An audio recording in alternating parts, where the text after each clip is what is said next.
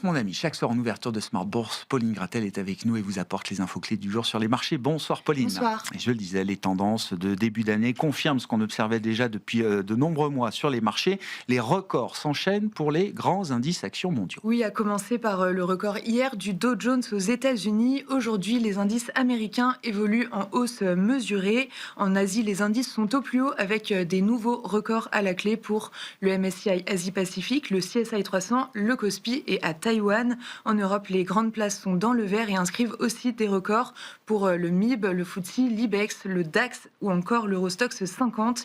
À Paris, le CAC 40 évolue en légère hausse au-delà de 8200 points. Oui, le CAC soutenu notamment par une valeur comme ST Micro aujourd'hui. Oui, le titre progresse de 2,5% dans le sillage d'un relèvement d'objectifs de chiffre d'affaires trimestriel chez Microchip Technology. Le fournisseur américain de semi-conducteurs constate une reprise généralisée avec des carnets de commandes pleins. Microchip bondit de plus de 8% dans les premiers échanges. Les analystes de Bank of America sont pessimistes vis-à-vis d'un secteur, celui du sportswear. Oui, ils anticipent un ralentissement significatif de la croissance dans ce secteur et abaissent ainsi les recommandations sur Adidas et JD Sports qui plongent tous les deux de 7%.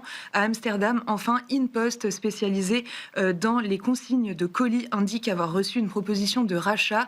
Le titre s'envole de 25%. Sur le plan macro, les investisseurs ont pris connaissance aujourd'hui des premières estimations d'inflation pour la France et l'Allemagne. Oui, l'inflation française de décembre est inférieure aux attentes en données harmonisées et en première lecture. Elle progresse de 0,1% sur un mois et de 0,8% sur un an. Côté allemand, l'inflation ralentit également plus que prévu, en hausse de 0,2% sur un mois et de 2% sur un an en données harmonisées. Et puis des enquêtes de conjoncture également au menu de la séance aujourd'hui avec les versions finales des enquêtes PMI, composites et services pour la zone euro. Oui, ils ressortent tous les deux inférieurs aux attentes. Pour le PMI Service, tout d'abord, pour le mois de décembre, il s'établit à 52,4, également inférieur au mois de novembre. Le PMI Composite ressort à 51,5 après 52,8 en novembre. Et quels sont les mouvements qu'on observe sur les grands marchés macro, à commencer par les marchés obligataires, Pauline? En Europe, tout d'abord, les rendements se sont un petit peu détendus avec un rendement allemand à 10 ans autour de 2,85% et un 2 ans légèrement sous 2,10%. Aux États-Unis, le rendement à 10 ans est stable entre 4,15 et 4,20%.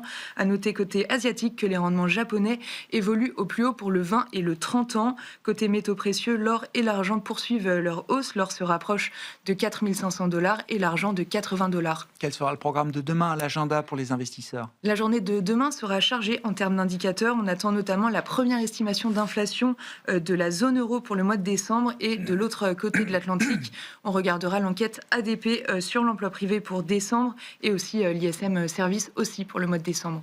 Tendance, mon ami, chaque soir, c'est avec Pauline Gratel qui vous apporte les infos clés du jour sur les marchés.